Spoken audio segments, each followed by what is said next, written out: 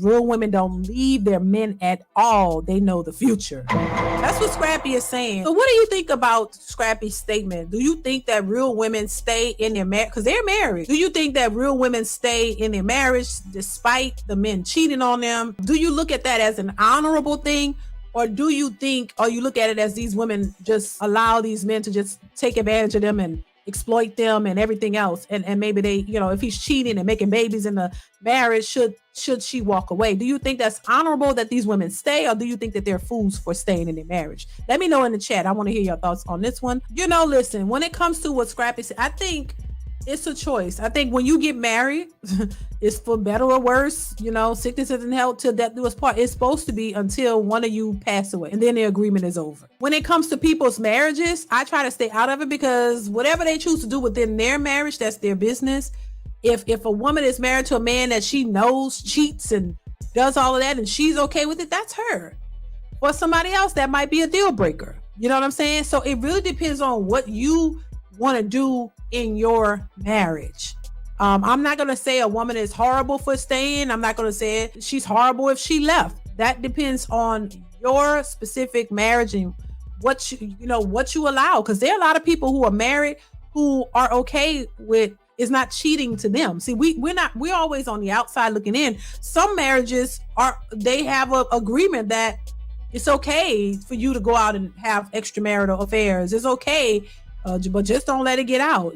Some of them agree to, I know you gonna fool around, but don't bring a baby. That's the agreement for some. What is the agreement? Whatever your agreement is within your marriage, that's what you have to honor. And so we are not privy to those agreements. We don't know what's acceptable and what isn't. But if your agreement that's a part of your agreement, then that's well within your marriage. It's just the public becomes privy to it if you're in social media, or if you're a public figure. And then those people are, of course, going to judge because they don't really know what's really going on. So that's up to you. Listen, I always say, look, marriages work, relationships are work. You got to go into it understanding that it's work. That's all. It's not as complicated as people like to make it sound.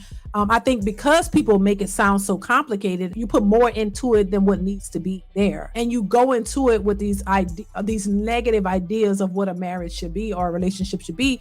And people take that on and they really think it's so hard and it's so difficult. It's work, but I don't believe that it's unattainable, and I don't think it's as difficult as people like to make it. And the only reason I think it's difficult is because when you're dealing with selfish-minded people and you're only thinking about yourself, that's what makes it difficult, because you're only looking at what you can gain out of it, what that person should be doing for you, and you're not thinking of the other person. So yeah, of course, if you're not getting what you feel and believe that you should be getting out of the relationship, it's going to be difficult for you to stay in it, because you don't feel like it's serving you or you're benefiting from it, when you shouldn't single-handedly benefit from it. You guys should grow and benefit together and work together. It's a together thing. It's a we, not me. It's not just about you. It's about you guys growing and building together.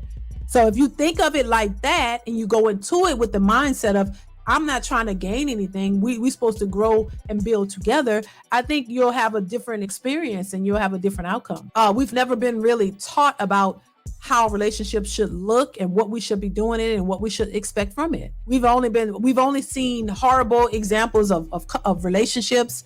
A lot of us didn't see stable relationships between our moms and our dads. So we don't know what it's supposed to look like. All we have are the examples of the people around us. And the majority of those examples are toxic. You see a lot of arguing. You see a lot of fighting.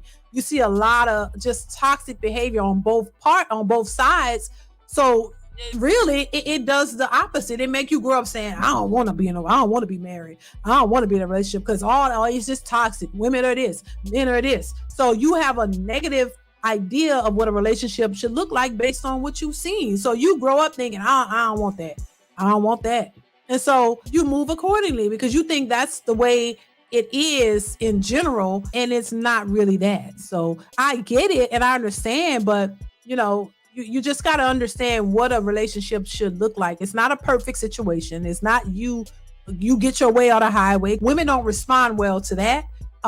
You got to understand what women are and how women think, and just as well as women got to understand how men think and who men are and how men act. Men don't act like us. Men respond and act differently from women. We are not the same. And I think once women realize that too, you can understand men better and you can work with them better. It's just a matter of understanding each other and not taking everything as a negative. Men got to accept that the nature of women are just going to be in their feelings. We are emotional creatures. We're not going to change.